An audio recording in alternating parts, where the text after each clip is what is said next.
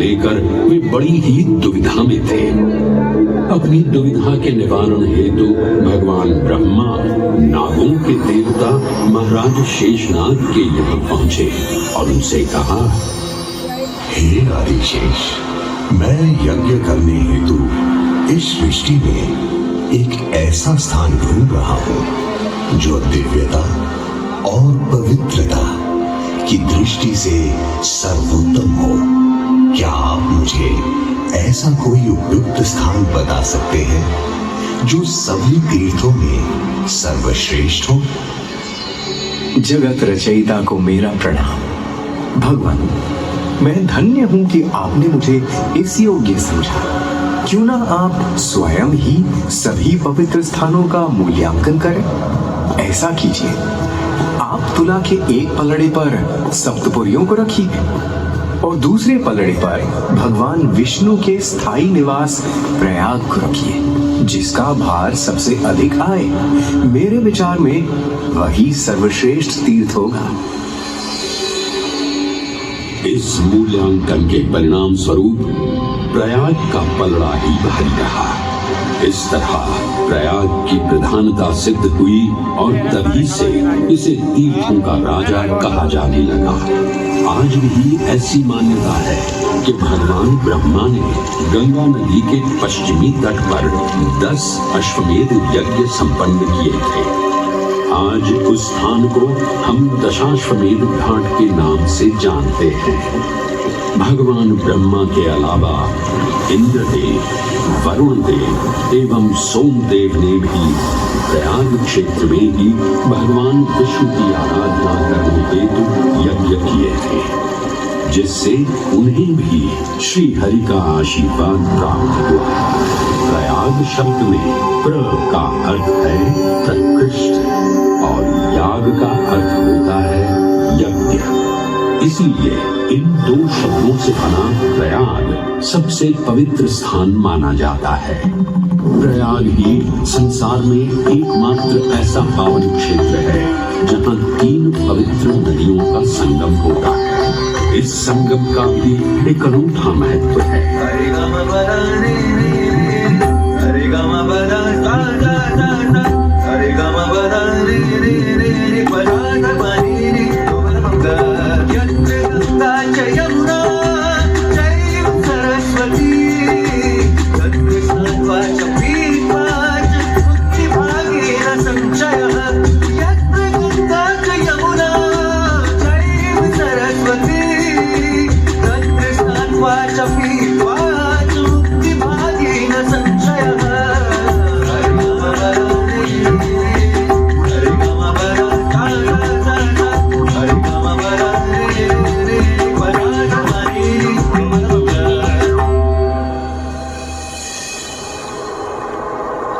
प्रयाग में गंगा, यमुना और सरस्वती जैसी 3 सबसे पवित्र और पूजनीय नदियों का दिव्य संगम होता है। इन नदियों के संगम में स्नान करने एवं संगम का जल ग्रहण करने से मनुष्य मुक्ति का अधिकारी बन जाता है और इसमें किंचित भी संदेह नहीं है।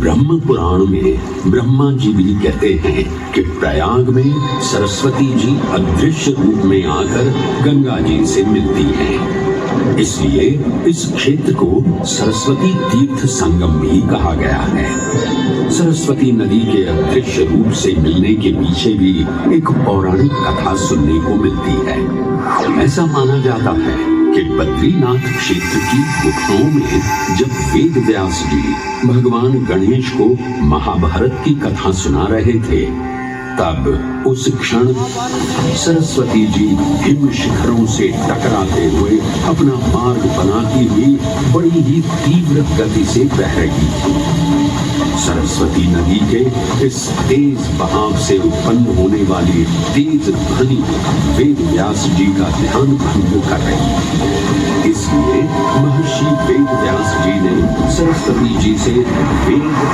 ध्वनि को कम करने का आग्रह किया, परंतु उनके अनुरोध उपरांत भी जब सरस्वती नदी के वेग एवं ध्वनि में कोई कमी नहीं हुई तो उन्होंने क्रोधित होकर सरस्वती जी को श्राप दे दिया और कहा कि वे अब धरती के भीतर यानी कि पाताल लोक में प्रवाहित होंगी।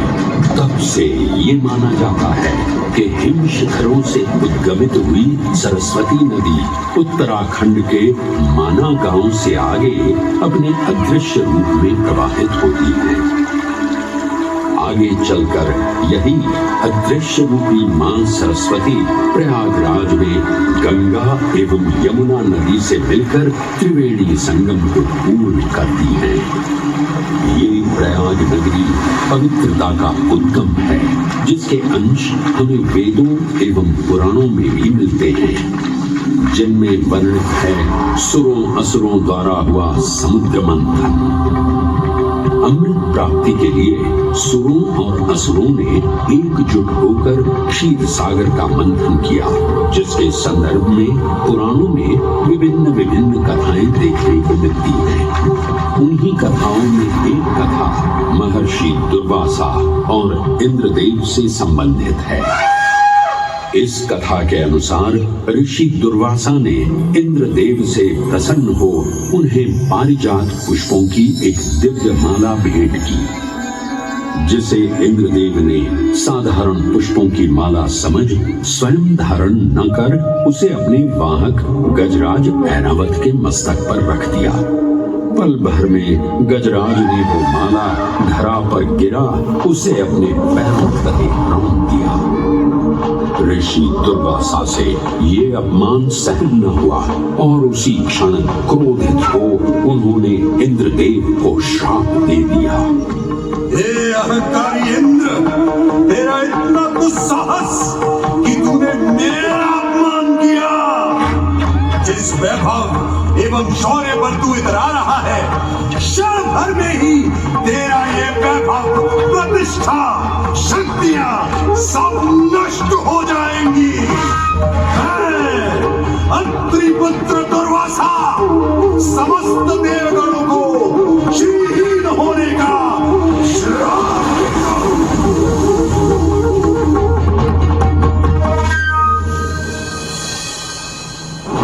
इस श्राप के परिणाम स्वरूप स्वर्गलोक से लेकर वैकुंठ धाम तक का सारा वैभव चला गया। जहां स्वर्गलोक में सभी देवता अपना वैभव एवं शक्तियां खो चुके थे, वहीं वैकुंठ धाम में मां लक्ष्मी भी क्षीर सागर की गहराइयों में चली गई। उनके जाते ही सृष्टि का संतुलन बिगड़ने लगा एवं असुर राजा बलि ने तीनों लोक अपने अधीन कर लिए।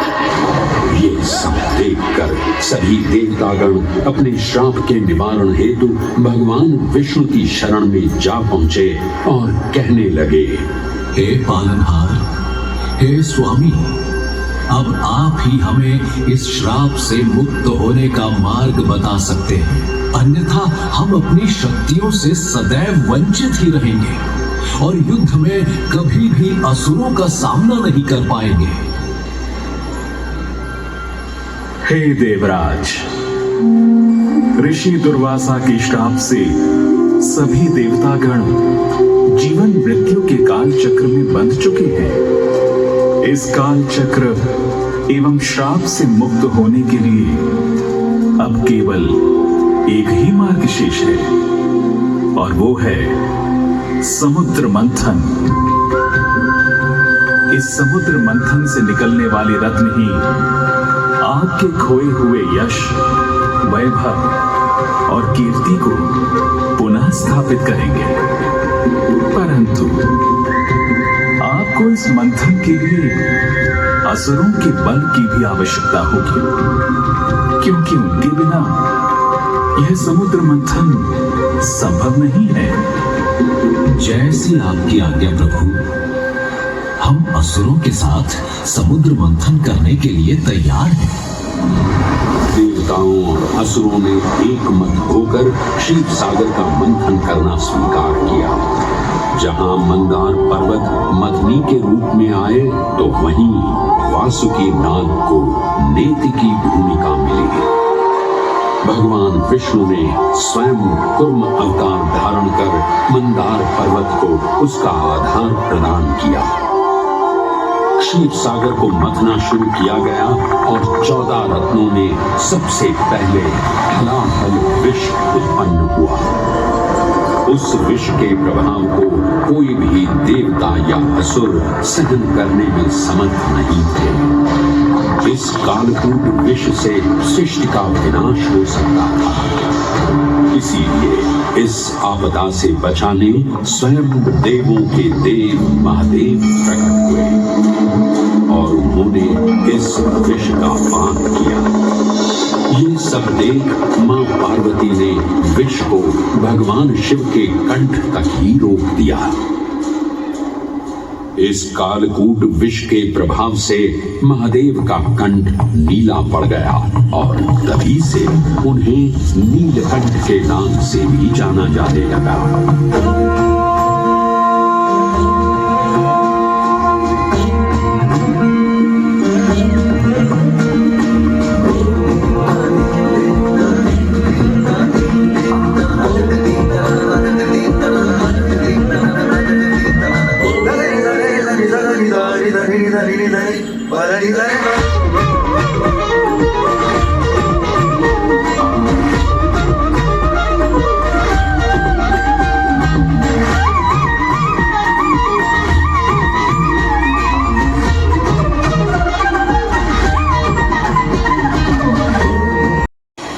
हलाहल के पश्चात समुद्र की गहराइयों से मां लक्ष्मी का आगमन हुआ, जिन्हें भगवान विष्णु ने वरण करके अपनी अर्धांगिनी बना लिया। इसके पश्चात समुद्र मंथन से एक एक कर कामधेनु गाय, पारिजात वृक्ष